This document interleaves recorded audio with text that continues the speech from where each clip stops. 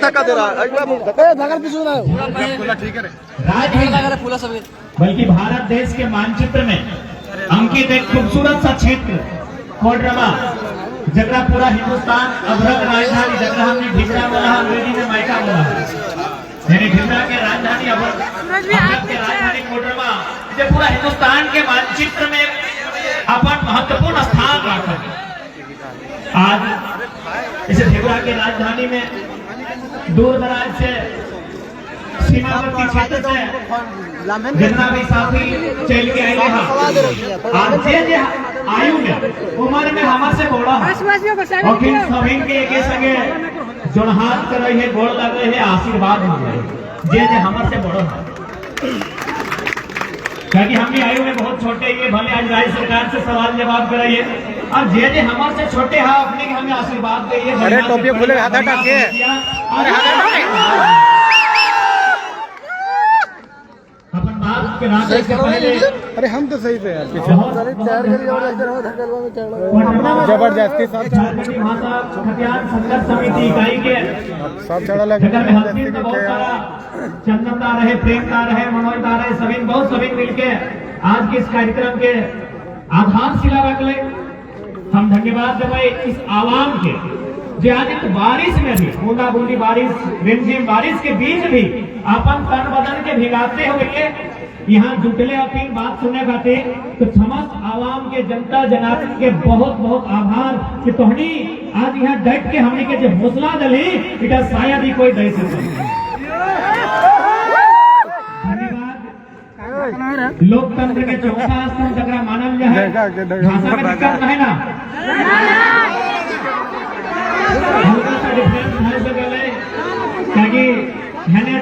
कोडरमा जिला है, हमने धनबाद जिला से हल्का सा डिफरेंस है। बाकी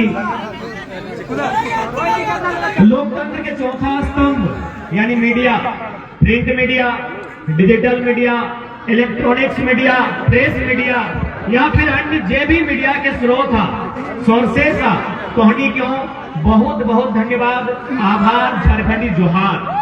जैसा कि देखे पावे है कि दो चार गो हमने के दादा साहब वर्दीधारी भी हते, अपने हाथ में लाठी बड़ा सुंदर लागा है, लेकिन हमने प्रयास करवाए कि तोहनी केवल लाठी कि तुम्हें झारखंड के आदमी ज्यादातर लाठी में नौकरी हो, बाकी सब तो यूपी बिहार वाले में कब्जा हो।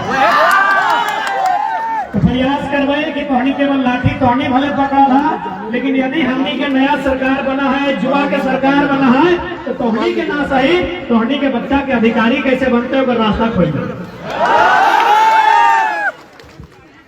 तो हम बहुत ध्यान बोलते कि तो बड़ा बात बोल दे, अरे कुछ बड़ा बात। गुजरात में गुजराती भाषा में परीक्षा ले जाए, महाराष्ट्र में मराठी भाषा में परीक्षा ले जाए, तो झारखंड में झारखंडी भाषा में परीक्षा ले, 9 गो रहे चाहे 10 गो रहे, जिला वाइज परीक्षा ले। अभी एक छोटा सा बात, अभी यदि हमने कोई क्वेश्चन रहता है कि मंगरी ढेकिया कुटे गया, ढेकिया कुटते कुटते कानी अंगरिया छछाए ले, यदि जेपीएससी में रहता है कि मंगरी ढेकिया कुटे गया, ढेकिया कुटते कुटते कहानी अंगरिया छछा ले, बताओ तमिलनाडु के आदमी समझते है?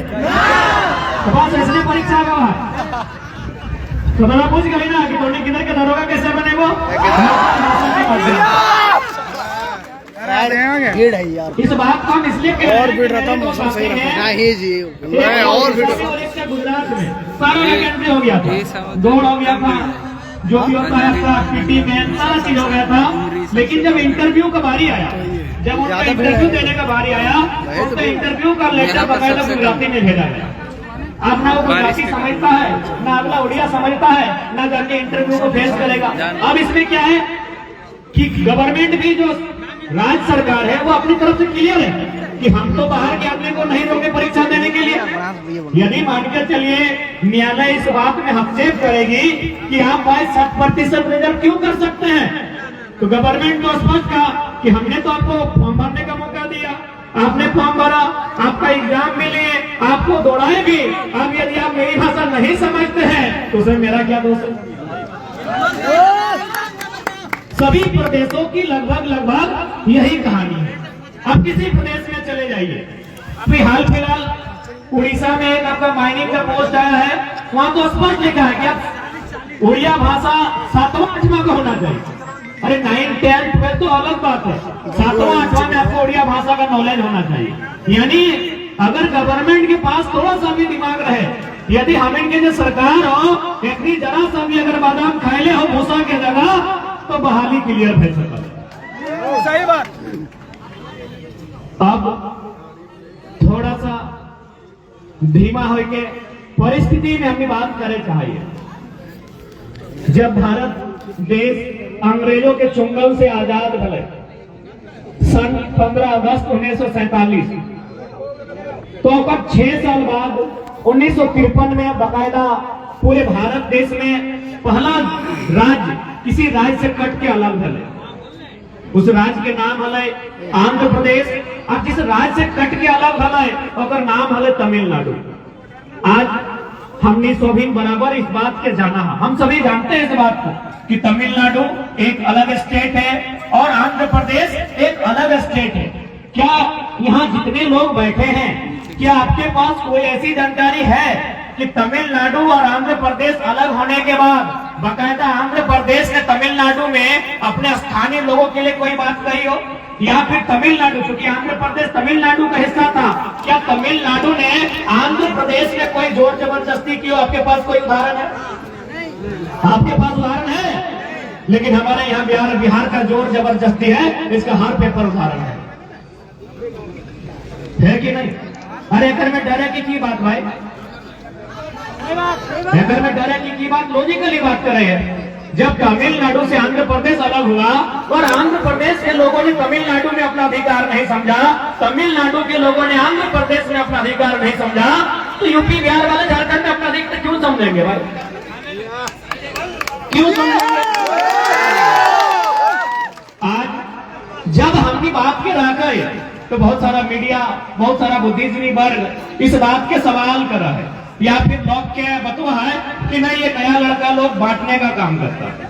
भैया हम लोग कोई बांटने का काम नहीं करते हैं। बाकायदा यदि इन सरकारी दफ्तरों से, क्योंकि हम पता है हमारे लोग तो ढिबरा चुनने के लिए नहीं रखा जाता है, लेकिन सरकारी दफ्तरों में यूपी बिहार के लोग रहते हैं, तो यदि इन सरकारी दफ्तरों से यूपी बिहार के लोग झांक कर हमारी आवाज सुन रहे हैं, तो मैं चाहूंगा कि अच्छा सुनिए, मैं चाहूंगा। और आप भी याद रखिएगा, बाकायदा झारखंड में 2023 में कोई यूथ ऐसा आया है जो बाकायदा किसी बात को सामने कहता है। यदि यूपी बिहार के मेरे कोई अधिकारी, क्योंकि आप आयु में हमसे बड़े हैं यानी बड़े भाई, अगर सुन रहे हैं तो मेरी बात बिल्कुल गंभीरता पूर्वक सुनिए, मैं तर्क दे रहा हूं। जब सन 15 नवंबर 2000 को बिहार राज्य का एक हिस्सा झारखंड काट कर अलग किया जाता है, बिहार के हिस्से में 93,000 वर्ग किलोमीटर का क्षेत्रफल और झारखंड के हिस्से में 79,000 वर्ग किलोमीटर का क्षेत्रफल, यानी बिहार के हिस्से में 54% और झारखंड के हिस्से में 46% आता है। आप थोड़ा सा, मनुष्य एक सामाजिक प्राणी है, सभी समाज में रहते हैं, अपने घर में रहते हैं, अपने गांव में रहते हैं। यदि हम दो भाई का उदाहरण ले, यदि दो भाई का परवरिश तो छोटा से होता है, लेकिन जब उसका विवाह होता है तो बंटवारा होता है कि नहीं होता है? बंटवारा हुआ है ना, है ना हुआ कि तब तो कोडरमा बालन बड़ी बेस है, बंटवारा हुआ है। दो भाइयों में बंटवारा होता है, साथ पढ़ता है, साथ खेलता है, साथ लड़ता है, लेकिन शादी ब्याह जब होता है और थोड़ा सा जब माता पिता बूढ़े होने लगते हैं तो उनका बंटवारा होता है। उनको चूल्हा अलग मिलता है, 12 बीघा 6 बीघा बन जाता है, ताकि इधर थोड़ा डायलॉग फेमस है 12 बीघा, तो 12 बीघा 6 बीघा बन जाता है, दोनों भाई का हिस्सा में 6-6 बीघा आता है। तो ठीक उसी प्रकार बिहार जो दिग्भ्रम फैलाते हैं, मैं साफ कहता हूं कि बिहार हमारा बड़ा भाई है।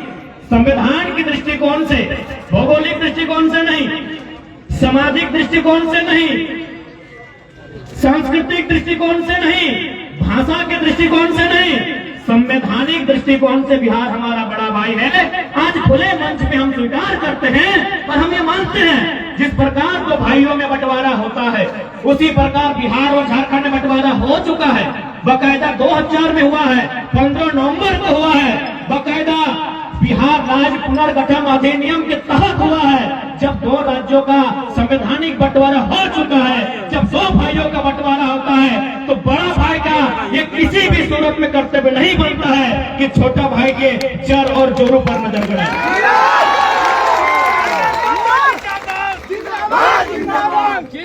क्या एक भी उदाहरण ऐसा है कि दो भाइयों में बंटवारा होने के बाद बड़ा भाई लाख बलशाली है, बड़ा भाई लाख धनवान है, क्या छोटे भाई की जोरू और जमीन पे नजर गड़ाएगा? क्या बड़ा भाई को शोभा देगा? जब बंटवारा हो चुका है, बड़ा भाई को जबकि ज्यादा है, आपके पास 93,000 पर किलोमीटर है, हमारे पास 79,000 पर किलोमीटर है। जब बड़ा भाई छोटा भाई में बंटवारा हो चुका है, छोटा भाई अपनी जोरू ला चुका है, अपनी जमीन में दखल कर चुका है, तो आप कौन होते हैं कि वहां कौन सा फसल लगेगा? बकायदा मैं ये यूपी बिहार जो दिग्भ्रम फैलाया जाता है, मैं उनसे साफ साफ कहना चाहूंगा, हम स्वीकार करते हैं कि संवैधानिक दृष्टिकोण से बिहार के लोग हमारे बड़े भाई हैं। 2000 में हमने आपसे अलग होकर अपना हिस्सा लिया है, अब हिस्सा हमारा है। यहाँ हम गेहूं लगाएं, चावल लगाएं, पुदीना लगाएं या धनिया लगाएं, ये हमारी इच्छा है। ये खिले रहने दें, खिल रहने दें, हम कुछ न लगाएं, ये हमारी इच्छा है, क्योंकि हमने आपसे बंटवारा ले लिया है। तो इसलिए इस बात का दलील मत दीजिएगा। अगर कोई इस बात का दलील देता है तो बहुत गलत दलील देते हैं। दूसरा बात, मेरे अगर प्यारे बिहार यूपी के साथी भाईगण मेरी बात सुन रहे हैं तो याद रखिएगा, बंटवारा भी बहुत किस्मों का होता है। अगर भाई समझदार होता है, अगर भाई दयालु होता है, तो बंटवारा सहूलियत के साथ होता है, बिना पंचों के होता है, बिना रगड़ के होता है, बिना झगड़ और झगड़ा के होता है। हमारा बंटवारा 88 साल बाद मिला है। हमारा बंटवारा 88 साल बाद मिला है, यानी हजारों बार पंचायती हुई, हजारों बार मीटिंग हुए, हजारों बार मांग मांगी गई, लेकिन उसके बाद भी 88,000 बलिदान के बाद 88 साल बाद झारखंड बना। 1912 में सबसे पहले मौखिक रूप से झारखंड अलग राज्य की बात कही गई थी। सन 1912 में सबसे पहली बार मौखिक रूप से मांगा गया था कि हमें झारखंड दीजिए। उसके 16 साल बाद जब साइमन कमीशन भारत आया था, आपको तारीख बकायदा याद होगी, क्योंकि उस समय नारा भी लगा था, साइमन गो बैक। 1928 यानी 16 साल बाद जब साइमन कमीशन भारत आया था, तो हम लोगों ने पहली बार बकायदा लिखकर, 12 में बोलकर और 28 में लिखकर मांगा था कि हमें अलग झारखंड राज्य। झारखंड के में कभी राष्ट्रपिता महात्मा गांधी आए, कभी महानायक नेताजी सुभाष चंद्र बोस आए, लेकिन उनके कारणों में हमेशा इस बात को रखा गया है, उनके कारणों में हमेशा इस बात को रखा गया है कि हमें अलग झारखंड भी चाहिए। इसलिए मैं उम्मीद करता हूं, यदि आपको कोई भ्रमित करने का प्रयास करेगा, उनसे साफ कहिएगा, हम मानते हैं बिहार हमारा बड़ा भाई है, बंगाल हमारा उससे बड़ा भाई है, और उड़ीसा बीच वाला भाई है। जब सबका बंटवारा हो गया है, बिहार उड़ीसा में नहीं, उड़ीसा बंगाल में नहीं, बंगाल बिहार उड़ीसा में नहीं, तो तीनों मिलकर झारखंड को काहे दबा रहा है?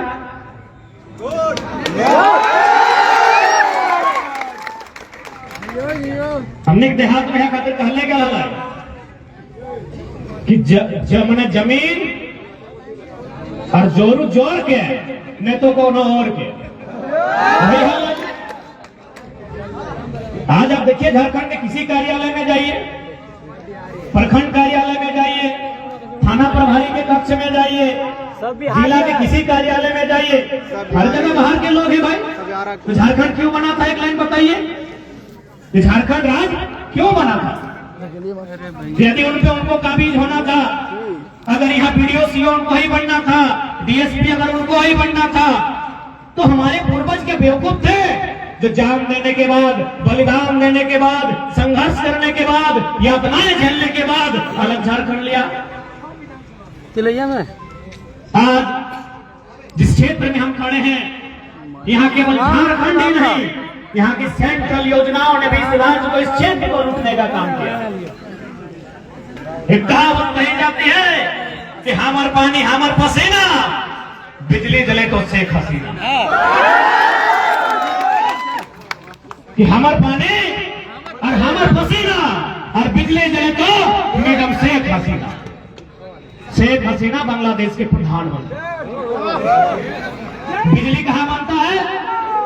झुमरी तिलैया का डैम का पानी से, कोडरमा का धरती में। धरती में बनता है।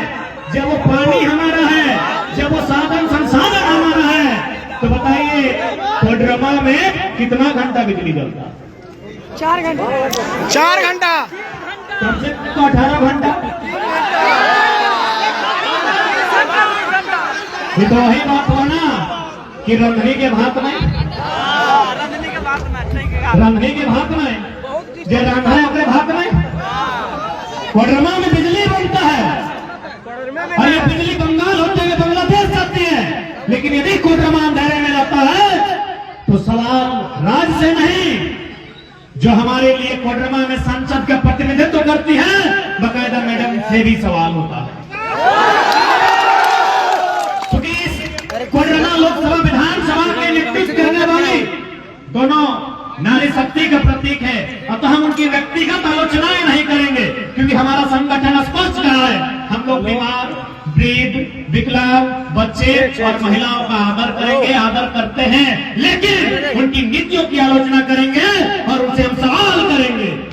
सबसे पहला सवाल तो सांसद महोदय के नाम से ही है हमारा। सांसद महोदया का नाम है अन्नपूर्णा। यही नाम है। इस हर नाम का अर्थ होता है, जैसे पवन यानी हवा, नीर यानी पानी, उसी तरह हर नाम का अर्थ होता है। यहाँ जितने लोग हैं कोडरमा लोकसभा के भीतर, अन्नपूर्णा का अर्थ क्या होता है? हम लोग पढ़े, अन्नपूर्णा का अर्थ होता है भोजन की देवी से। अन्न यानी आहार, यानी अन्नपूर्णा का संबंध होता है जो सबकी अपनी अपनी आस्था है। किसी की ईश्वर पे, किसी की अल्लाह पे, किसी के वाहेगुरु पे, तो किसी के पर्वतों पर, किसी की पहाड़ों पर। यानी अन्नपूर्ण का मतलब होता है जो देवी हमें आहार देती है, उसका मतलब होता है अन्नपूर्ण।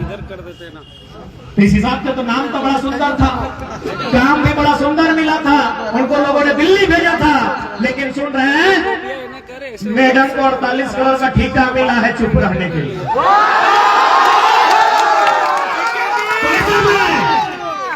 हम उनको माता स्वरूप मानते हैं, क्योंकि वो हमारी मां समान होंगी, लेकिन उनकी जो नीतियां हैं उनकी हम आलोचना करेंगे और बकायदा मैडम से कहेंगे कि पहले अपने नाम का मतलब जानिए मैडम।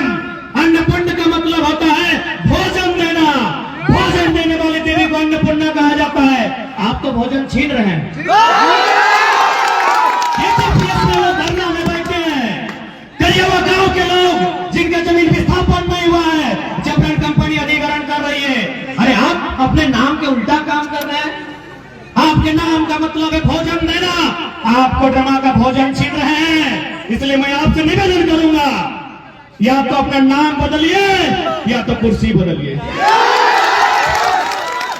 मैं सांसद महोदय से निवेदन करूंगा कि आप अपना नाम बदलिए और नहीं तो कुर्सी बदलिए, क्योंकि वो जिस कुर्सी में आप बैठे हैं उसकी उत्तरदायित्व दिल्ली में होता है। अगर आप दिल्ली में नहीं हमारी बात को रख पाते हैं तो 48 करोड़ हम लोग चंदा उठा के दे देंगे हमारे भविष्य के साथ खिलवाड़। कुछ लोग भी सुनने में आया 18 करोड़ का मिट्टी भराई है। 18 लाख 18 करोड़ 18 करोड़ यार कितना जीव है गई है। 18 करोड़ का मिट्टी भराई है, सुनिए 1 करोड़ नहीं काम निपटा दिया। एक तो नाम अन्नपूर्णा, ऊपर से एक मातृ शक्ति, एक देवी का, यानी उनका रोल होना चाहिए था कि कोडरमा की जनता को भोजन कैसे मिले। उनका कर्तव्य होना था कि कोडरमा के लोग, भूख से बिलबिलाते लोग, छात्र जो आज परेशान हैं, इनको रोजगार कैसे मिले, इसकी दिल्ली में चर्चा करनी थी। इसलिए आज अभी मानसून सत्र चल रहा है। यदि वास्तव में आपके नाम की सार्थकता है तो दिल्ली में जाइए और अभ्रक राजधानी को लीगल बनाइए। क्योंकि अभ्रक चुनना इलीगल है। इलीगल है ना? जब अभ्रक चुनना इलीगल है तो भाई इसका मतलब है अभ्रक राजधानी आप कैसे बुला रहे हैं? अभ्रक राजधानी आप इसलिए बुला रहे हैं क्योंकि अभ्रक पाया जाता है तो लीगली ना, इसलिए जाके बकायदा, चूंकि अभ्रक का कारोबार, चूंकि खनिज संपदा है और खनिज संपदा का कहीं ना कहीं अधिकार क्षेत्र सेंट्रल में होता है, बकायदा मैडम को जाना चाहिए और वहां इस बात को रखना चाहिए कि अभ्रक चुनना, जिसको हम लोग ढीबरा बोलते हैं, ढीबरा चुनना कानूनी किया जाए और जो लोग उस क्षेत्र के हैं उन्हें विशेष अधिकार मिले ताकि उनका भरण पोषण, उन्हें रोजी रोजगार मिले।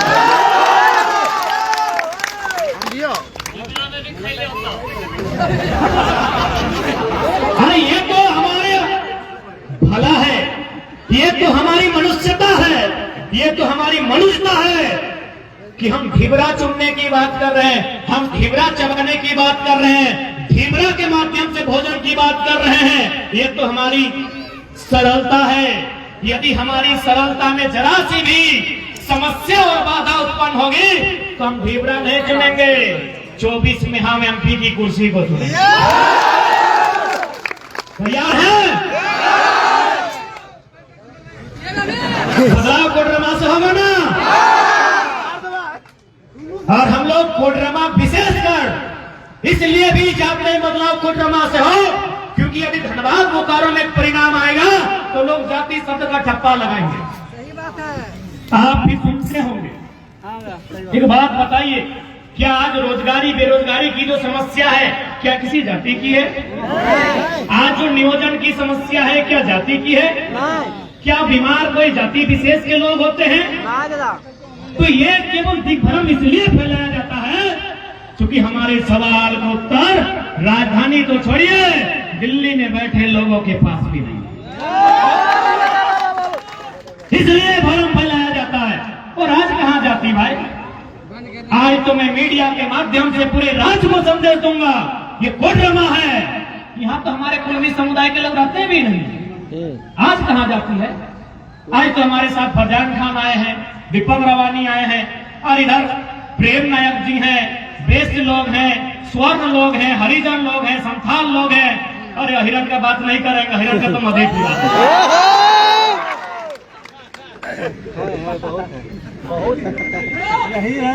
इसलिए आज मीडिया के माध्यम से बकायदा हम ये बात को कहेंगे कि आज कहाँ जाती है। ढूंढिए, पूछिए, इनको पूरा नाम पूछिए, देखते हैं कितने महतो सरनेम के लोग होंगे। और महतो भी होंगे, इसका मतलब क्या है? हिरण लोग भी महतो लिखता है, बेस्ट लोग भी महतो लिखता है, सत्यापति लोग भी महतो लिखता है।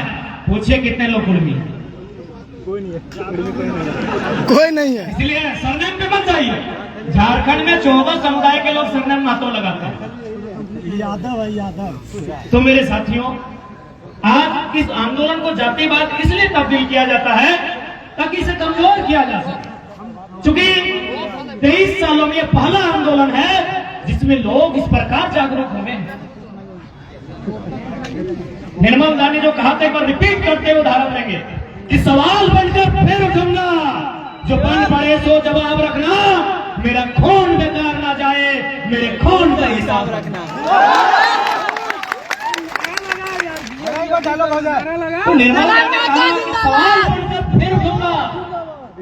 निर्मल दा तो निर्मल दा थे भाई, इस बात में जरूर कुछ गहराई होगी। ऐसे तो उन्होंने नहीं कहा था कि सवाल बनकर फिर उठूंगा, वे तो हमारे बीच नहीं है, उनका शरीर नहीं है, लेकिन फिर भी उन्होंने मरते मरते कहा कि सवाल बनकर फिर उठूंगा। इसका मतलब है चाहे 60 40 हो, चाहे 1932 का खतियान हो, चाहे ढिबरा हो, चाहे KTPS हो, जो जो सवाल करता है हर एक शख्स निर्मल है। नहीं तो कहा था ना कि सवाल बनकर फिर उठूंगा। ले भैया उठ गया है, इस बार एक और नहीं 1000 निर्मल उठा है। आए कौन इस सवाल को उत्तर देगा? निर्मल दा ने यही कहा था कि सवाल बनकर फिर उठूंगा, जो बन पड़े सो जवाब रखना। यहाँ मुख्यमंत्री के पास जवाब ही नहीं है। हम लोग बोले राजा साहब 3 को केस कर दिया। अरे राजा साहब होने से कोई केस करता है? हाँ बताइए। बकायदा कभी उनका हम लोग कभी गलत शब्द नहीं बोले, नाम भी लिए तो हेमंत भैया, हेमंत दादा, अब तो राजा साहब बोलते हैं, फिर भी डुमरी में केस कर दिया 3 को। जुलूम किया था ना, राजा साहब का बगल में प्रजा लोग सभा कर दिया, जबकि दोनों का थाना अलग था। राजा साहब का कार्यक्रम था डुमरी थाना में और प्रजा लोग का कार्यक्रम था मधुबन थाना में, फिर भी राजा साहब को तकलीफ हो गया।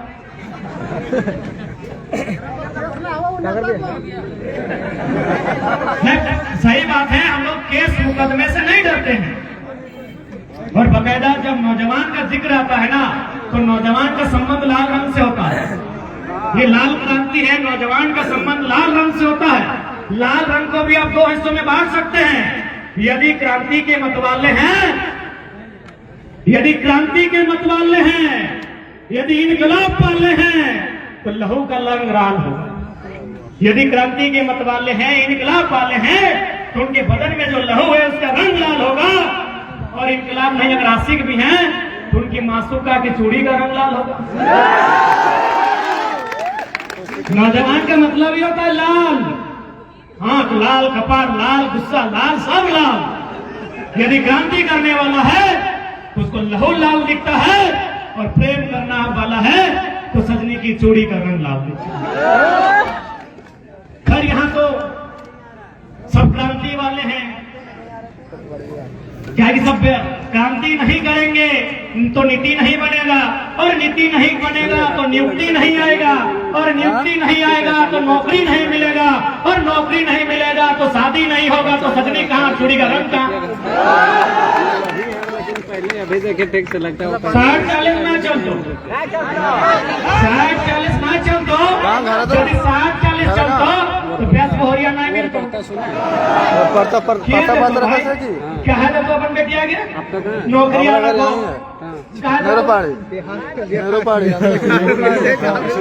मिलता नहीं ना। तो आज ये जो लड़ाई है, ये लड़ाई झारखंड को बचाने की है। दिल्ली की बात करें या राजधानी की बात करें, आप देखिए समझाते हैं। अभी हाल फिलहाल 3600 मास्टर का बहाली निकला, आप लोग बकायदा सुने होंगे, सुने नहीं। यहाँ हमको लगता है 50% ऐसे नौजवान हैं जिनको उत्कंठा भी है कि हम शिक्षक बने और सेवा करें। यहाँ बहुत सारे ऐसे नौजवान हैं, या फिर दूर दराज में बैठी कोई बहनी होगी जिसके मन में ये लालसा है कि हम भी शिक्षक भर्ती की परीक्षा में बैठे, हम भी शिक्षक बने। लेकिन आपको जानकारी होनी चाहिए, 3600 में 1200 बाहर के लोगों को बेचा गया, बाकी सब जो गाड़ी काम करोगे। तो बताइए मेरे अभिभावकों, क्योंकि बार बार कहते हैं नया लड़का लोगे, चेंगा लोगे, चेंगा लोगे। क्या अभिभावक लोग का कर्तव्य नहीं है? आखिर अभिभावक लोग अपने बच्चों का परवरिश क्यों करते हैं? इसीलिए परवरिश करते हैं, उन्हें इसलिए पढ़ाते हैं कि बच्चा पढ़ेगा, एक छोटी सी तालीम लेगा और एक छोटा सा व्यापार, काम, नौकरी करेगा और अपने परिवार को सुचारू रूप से चलाएगा। इसीलिए, लेकिन आज अगर हम 3600 को 24 जिला में डिवाइड करते हैं, तो 24 को 3600 से डिवाइड करते हैं तो एक जिला के हिस्से में 150 नौकरी आती है। कोडरमा में शायद 6 ब्लॉक है ना, 6 ब्लॉक है कोडरमा में, डोमचांच, जयनगर, कोडरमा, तीन हमको याद था, 3 ब्लॉक कर दीजिए, मरकच्चो, हाँ मरकच्चो का ही धंधा वाला गाड़ी आता है। अरे वो उधर मिला था रास्ता में चंदवारा, डोमचांच। तो 6 ब्लॉक को यदि 150 से फिर भाग देते हैं, ये हिसाब तो सब निकाल लेगा रे। 150 यानी 25 ओवर, एक ओवर में 6 बॉल, 25 ओवर, आधा यानी एक ब्लॉक के हिस्से में 25 को नौकरी आता है। ये कोडरमा ब्लॉक है, यहाँ कोडरमा ब्लॉक के साथी आए हैं, बताइए क्या 25 को सरकारी नौकरी आपके ब्लॉक के हिस्से में आया है? पढ़ने वाले नौजवान, मैं अभिभावकों से ये सवाल करूंगा, हमें सवाल करो है तोरानी से कि 25 को सरकारी नौकरी, मास्टर के नौकरी, जगह अभी पेमेंट 60,000, 2 साल बाद 1 लाख बताए कि 25 को कोडरमा प्रखंड के हिस्से में आया? नहीं आया भैया। 25 को नौकरी मिलना था कोडरमा को, 25 को मिलना था। एग्जाम्पल दे रहे हैं, क्योंकि हो सकता है कोडरमा का 110-20 भी हो सकता है, जिला वाइज भी बहाली होता है, हम उदाहरण दे रहे हैं। यानी 25 को नौकरी कोडरमा के ब्लॉक के हिस्से में आना था। यदि 25 को नहीं आया है, इसका मतलब आपके हिस्से को राजा साहब ने बेचा, और यदि राजा साहब ने बेचा है तो अब जनता को रोटी चबाने का नहीं, दाल रोटी 5 टका में खाने का नहीं, अब 2024 में कोडरमा की लोकसभा और विधानसभा चबाने का टाइम है। क्या आप तैयार हैं? और नहीं तैयार है तो फिर वही हमर पानी हमर पसीना, बिजली जले तो शेख हसीना। नहीं चलता अब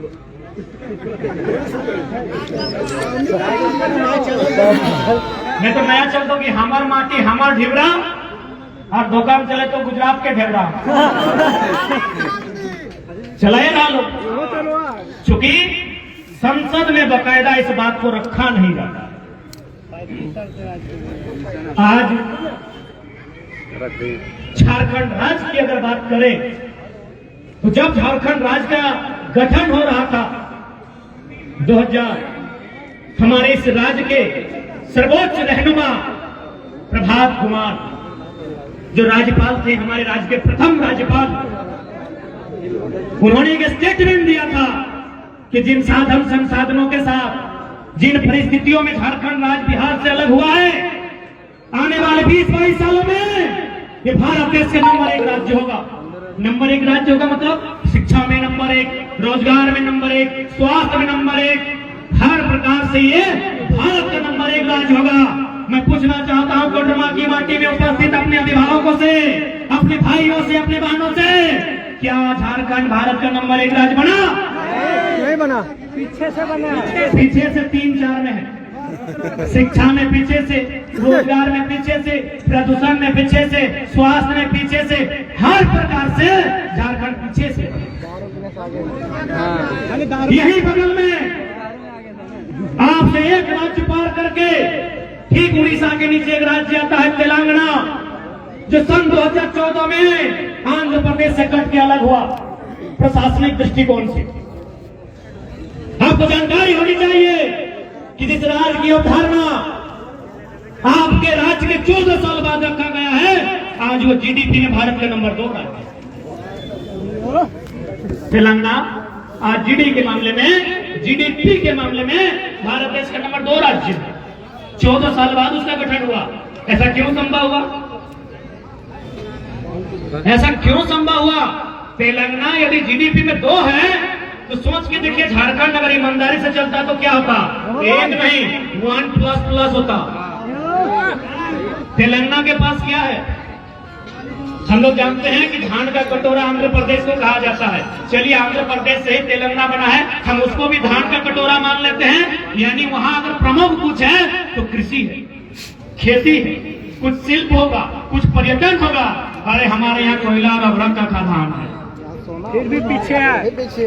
जिस राज्य में प्रमुख इनकम का स्रोत जिसको हम लोग धान का कटोरा, चावल का कटोरा कहते हैं, आंध्र प्रदेश के टुकड़ा तेलंगाना जीडीपी में 2 पर है, तो 40% खनिज देने वाला झारखंड कहाँ होना चाहिए? 1 में होना चाहिए था, 1+ में होना चाहिए था। लेकिन क्यों नहीं हुआ? शासन प्रशासन में बैठे लोग। जो पैसा हमारी अर्थव्यवस्था में, शिक्षा में खर्च होना चाहिए था, हमारे स्वास्थ्य में, हमारे रोजगार में, वो पैसा मैडम पूजा सिंघल खर्चा कर ली। वो पैसा आईएएस का छवि खराब करते हुए छवि रंजन ने जुगाड़ में लगा दिया। वो पैसा एक मामूली इंजीनियर का बेटा 35 का कुर्ता में खत्म कर दिया। टी-शर्ट ही बनता है। एक मामूली इंजीनियर, उसका बेटा 35,000 का टी-शर्ट और कुर्ता में उस राज के सपनों को नेस्ता नाबूद कर देता। ये तो हमें ब्यूरोक्रेट्स के लोग, प्रशासन के लोग। शासन वाले कौन सा है? सुधरल है, शासन में है ये फिलहाल माननीय मुख्यमंत्री श्री 108 श्री हेमंत सोरेन जी। इन्होंने क्या किया? जैसे इनकी सरकार बनी, अरे खुश जनता को करना था, इन लोग खुश किया अपना मैंने किसको किया? साली लोग को किया। सुने हमने इधर उधर कपड़ा का फैक्ट्री तो कोयला का खदान तो पत्थर तो लोहा का खदान। खुश करना चाहिए था जनता को, खुश करना चाहिए था माताओं बहनों को। इन्होंने माता बहन को ही खुश किया, लेकिन अपनी साली और अपने साली के बेटे की माता को फॉर्च्यूनर ले हम लोग। अभी हमारी एक सखी दीदी लोग आई थी। मैं इस बात को रखने से पहले मैं केरला का उदाहरण देता हूँ। केरला एक ऐसा स्टेट है, पश्चिम बंगाल कर्नाटक एक ऐसे स्टेट है जहाँ की बहन यदि घर की सीमा को पार करती है तो डॉक्टर नहीं बनती है या तो मास्टर नहीं बनती है, लेकिन एक मेरा राज्य अगर मेरी बहन सीमा को पार करती है निगरानी बनती है दिल्ली। हाँ तो उठे देख बाकायदा 75,000 पता नहीं जीरो का हेर फेर है क्या, 7500 ही मान लेते हैं ताकि हम किताब में पढ़े हैं। यही केरल राज्य है। राजस्थान की बहन हम यहाँ मेडिकल में आ गई है, यानी वहाँ की बहनें यदि अपने घर की चौखट को पार करती है, अपने दहलीज को पार करती है तो डॉक्टर नहीं बनती है, नर्स बनती है, मास्टर नहीं बनती है, लेकिन हमारी बहन दिल्ली में नौकरानी बनती है। इससे शर्म का बात क्या होगा? यहाँ पोषण सखी की बहनें आई थी अपना आवेदन लेकर। 10,000 बहनों की समस्या है। राजा साहब को अगर समस्या नहीं सूझ रहा है कि कैसे हल होगा तो राजा साहब खाली आप फॉर्च्यूनर तो छोड़ दीजिए ना, पोषण सखी का समस्या हल हो जाएगा। एक फॉर्च्यूनर का दाम कितना है? 50 लाख मांगते हैं। 11 गो मंत्री यानी 11 गो, और स्काउट में 9-10 गो, 20 गो। 20 को अगर 50 लाख से गुना करें तो कितना है? गले 50 दूनी 10 लाख, यार एक जीरो 1 करोड़ और एक जीरो 10 करोड़। 10 करोड़ 10 करोड़ का खाली फॉर्च्यूनर है। रिपेयरिंग का पूछिए मत। सरकारी रिपेयरिंग बताएं आपको। सरकारी रिपेयरिंग हमारे पास देखो वीडियो ऑफिस का आदमी आया था, बोला ये टाइगर दा तो नहीं तो बढ़िया बात कर यार, गजब गजब सरकार के घोटाला में तो वही आरब घोटाला हम बताए जाइयो। कंप्यूटर और 36,000 के सरकार 40,000 के खर्चा होकर रिपेयरिंग तो फॉर्च्यूनर का दाम 10 करोड़ है ना नीतीश दा? अब रिपेयरिंग में भी तो खर्चा है। तो माननीय मुख्यमंत्री दिल को बड़ा कीजिए, और जो पोषण सखी हैं या फिर स्वयं सेवक हैं, हमको लगता है उनकी समस्या का समाधान केवल आप अगर फॉर्च्यूनर त्याग देंगे तो उनकी समस्या का समाधान है। बहुत सारे अभिभावक यहाँ बैठे हैं। खैर नौजवान तो नौजवान को देख के उन क्रेज रहता ही है, लेकिन नौजवान भी चाहता है कब तक झंडा ढोए यार। कुर्सी में बैठने वाला भी नौजवान होना चाहिए, लेकिन अभिभावकों के मन में सवाल आएगा कि नया लड़का लोग कैसे हैंडल करेगा। हम लोग विशेष कुछ नहीं करेंगे, बस छोटी छोटी बातों पर अगर हम लोग करेंगे तो हमारी राज्य की विधि व्यवस्था को सुचारू रूप से चलाया जा सकता है। बाकायदा हम अपने 2-3 सभा में ये स्कूल के ड्रेस का जिक्र किए हैं। पहले नहीं करते थे, बीच में अचानक मेरा भी दिमाग में इस बात आया, किसी अभिभावक के माध्यम से इस बात का हम जिक्र किए हैं। अभी हमारे स्कूल का ड्रेस क्या है? हाँ, जो दादा का गमछा का रंग है हरा। इस बात को गंभीरता पूर्वक सुनिएगा। इससे पहले जब हमारी विधायिका मैडम शिक्षा मंत्री थी तो उनको शायद मालूम भी नहीं कि बिहार देश है कि विदेश है, ये उस समय की बात है। सबसे पहले वो भी हमारी मां समान है, उनको प्रणाम करते हैं, नारी शक्ति है, लेकिन अगर कुछ नीतियां गलत होंगी तो उनकी तो आलोचना करेंगे। तो मैडम को तो ये भी पता नहीं कि बिहार पड़ोसी राज्य है कि पड़ोसी देश है कि विदेश है, खैर जो भी हो शिक्षा मंत्री थे। उसी समय हमारे स्कूल का ड्रेस बदलता है।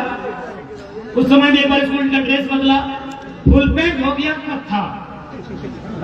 कथा ना, हाँ मैरून गेरून जो भी बोलते हैं, और कुर्ता हो गया सादा से थोड़ा डिफिकल्ट, सादा भी नहीं, थोड़ा घी कलर का। ध्यान दीजिएगा बाकायदा। भले आपको लगे यार ये तो ड्रेस का मामला, इसमें क्या समस्या है तुमको, ये तो ड्रेस का मामला है। ड्रेस नहीं है, अभी सबको फ्रेश कर रहे हैं।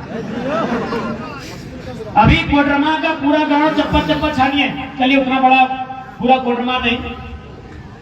हमारा सबसे पुराना दोस्त यहाँ राहुल यादव है। राहुल यादव का गांव का नाम पिच्चो है। गांव बदल लिया राहुल।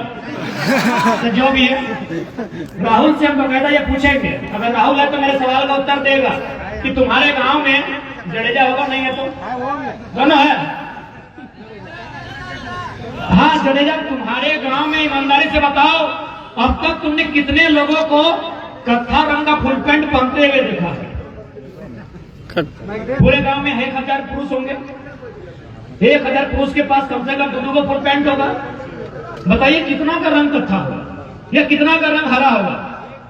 चूंकि ये बात सभी जानते हैं कि जिन 2 रंगों का मैं नाम ले रहा हूं ये प्रचलन में नहीं है। कौन सा रंग गांव में मिलेगा? सदा मिल जाएगा, काला काला मैक्सिमम मिलेगा, ब्लू मिलेगा, एगो ब्राउन मिलेगा और एगो चितकबरा टाइप का, मैंने अगर किसी का थोड़ा सा है तो हार्डली 5-6 कलर का फुल पैंट आपको गांव में मिलेगा। इसके अलावा बोलेगा पीला फुल पैंट नहीं मिलेगा भैया, हरा फुल पैंट नहीं मिलेगा, क्योंकि ये सब कपड़ा कोई फुल पैंट के रूप में नहीं पहनता है। लेकिन बाकायदा गवर्नमेंट इस कपड़े को लेके आती है, तो आप क्या सोचते हैं क्या केवल कपड़ा आया है? जी नहीं। जब उनकी गवर्नमेंट बनी होगी तो सबसे पहले उन्होंने किसी मिल्स के ओनर के साथ, यानी वही कॉर्पोरेट जिसके लिए हम लोग लगातार लड़ रहे हैं कि समाजवाद की स्थापना कीजिए, लेकिन उन लोग पूंजीपति में लगा है, किसी कॉर्पोरेट से बात किया होगा हो सके। चूंकि मैडम को ये भी नहीं मालूम कि बिहार पड़ोसी देश है कि विदेश है, तो इनका जो IAS है हो सके इनको अंधेरे में रख के बात किया होगा। हम मैडम को दोष नहीं दे रहे, क्योंकि झारखंड के लोग भोले भाले होते हैं। इनका जो विभाग की IAS होगा, उन्होंने किसी मिल्स के ओनर से बात किया होगा कि आपको 6 महीना का टाइम देते हैं और आप एक ऐसा स्कूल ड्रेस तय करें जो मार्केट में नहीं है। क्योंकि यदि आप मार्केट में जो रंग है अगर उस रंग को लेके आएंगे तो कोई भी खरीद लेगा, फिर हमारा प्रॉफिट क्या होगा, आपका प्रॉफिट क्या होगा? यानी आप 6 महीना का टाइम लें, आपका मिल से आपका फैक्ट्री है, आप वहां एक ऐसे रंग का निर्माण करें जो प्रचलन में नहीं है। 6 महीना का समय लिया होगा, अचानक नियम उन्होंने कहा, हाँ बोल दीजिए मैडम को ड्रेस तैयार है, ड्रेस तैयार है। अगला दिन पारित होता है, कैबिनेट में चर्चा होती है कि आज के बाद से झारखंड में जितना भी झारखंड सरकार के अंतर्गत इकाइयां हैं स्कूल की, उनका ड्रेस बदलता है, कत्था और घी रंग का हो जाता है। चलिए पुराना बात है, अब आता है हरा। चाहे कत्था रंग खराब दिख रहा था क्योंकि पुराना सरकार का था, पैसा पुराना सरकार का मैं था, अब नया सरकार को भी चाहिए।